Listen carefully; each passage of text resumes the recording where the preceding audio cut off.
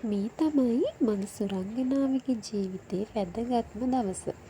ඒ තමයි එයා ප්‍රසාද ස්ථාපනය ලබා ගන්නා දවස.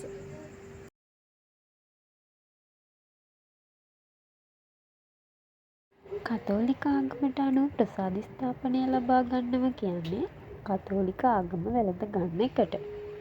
මම බෞද්ධ වුණාට මගේ හස්බන්ඩ් කතෝලික නිසා මගේ බබාලත් අනිවාර්යෙන් කතෝලික ආගමට වැඳෙන්න ඕන. පාද හම්බ වෙලා පාදත් එක්ක කතා කරලා ප්‍රසාද ස්ථාපනයට දිනයක් දාගත්තා. අපේ බබාගේ ප්‍රසාද ස්ථාපනය තිබුණේ අගෝස්තු 10 වෙනිදා. ඉතින් එදා ඉරිදා දවසක් නිසා සන්ඩේ ස්කූල් ඇවිල්ලා හිටපු ළමයිනුත් පූජාවට සහභාගී වුණා. සන්ඩේ ස්කූල් කියන්නේ බෞද්ධ ආගමේ දහම් පාසල් කියන වගේ තේරුමකට.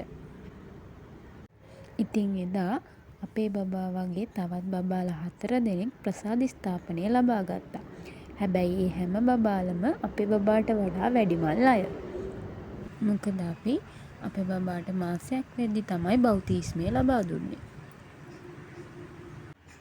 ඉතින් එදා මගේ පවුලේ අය, හස්බන්ඩ්ගේ පවුලේ අය හැමෝම පූජාවට සහභාගී වුණා. මොකද මගේ පවුලේ අයට නම් මෙය අලුත් අත්දැකීමක් නිසා. මමත් පළමු වතාවට තමයි ප්‍රසාද ස්ථාපනයක් ලබා දෙන හැටි දැක්කේ. ඒක දකින්නම ඕන ලස්සන සිදුවීමක්.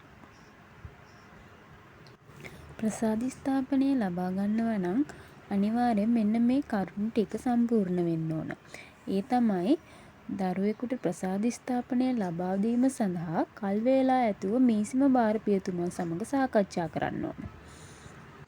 මොකද දැන් අපේ පල්ලේ නම් මාසේ මුල්ම සතියේ ඉරිදා තමයි පූජාව කරන්නේ. ඊට පස්සේ ෆාදර් හම්බ වෙලා දිනයක් දාගත්තට පස්සේ ෆාදර් ෆෝම් එකක් දෙනවා පුරාන් ඇවිල්ලා ඒක ප්‍රසාද ස්ථාපනය ලබා ගන්න දිනයට පෙර බාර දෙන්න කියලා. තව දරුවාට ක්‍රිස්තියානි අරුත ඇති නමක් තෝරගන්න ඕන. ඒ කියන්නේ දැන් අපේ බබාට නම් එයාගේ නැන්දි ලස්සන ක්‍රිස්තියානි නමක් දාලා තියෙනවා. ඒ තමයි ජෙහානා ඔරේලි එරිට්‍රියා ප්‍රැන්සිස්. ඊට පස්සේ ආත්මික මව්පියන් තෝරා ගැනීමේදී එම වගකීම ඉටු කිරීමට හැකි වයස අවුරුදු 16 ඉක්ම වූ දිව්‍ය සත්ප්‍රසාද වහන්සේ හා අභිවෘද්ධි ආලේපනය ලබා ඇති අය තෝරගන්න ඕන. ඒ කියන්නේ අපි මඤ්ඤයි පඤ්ඤයි ලෙස තෝරගන්න අය අවුරුදු 16ට වැඩි වෙන්න ඕන. දිව්‍ය සත්ප්‍රසාද වහන්සේ හා අභිවෘද්ධි ආලේපනය ලබාලා තියෙන්න ඕන. ඒ වගේම කතෝලික අය වෙන්න ඕන. තව ආත්මික මව්පියන් පිට මීසමකින් නම් එන්නේ එම මීසම භාරපියතුමාගෙන් ලිපියක් රැගෙන ඉන්න ඕන. මොකද දැන් අපි මඤ්ඤයි පඤ්ඤයි ලෙස තෝරගන්න අය කසාද බැඳලා වෙන මීසමක නම් ඉන්නේ එම මීසම භාර පියතුමාගෙන් ලිපියක් රැගෙන ඉන්න ඕන.